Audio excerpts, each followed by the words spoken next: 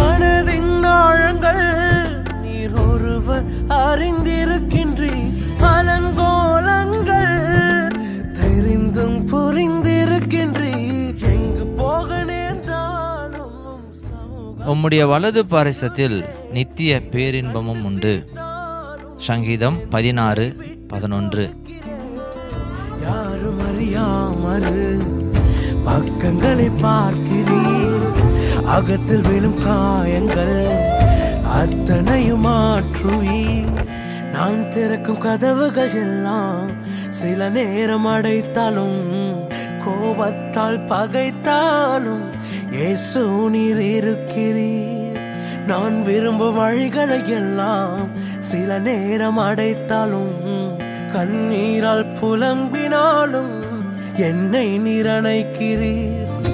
அடைப்பதின் காரணம்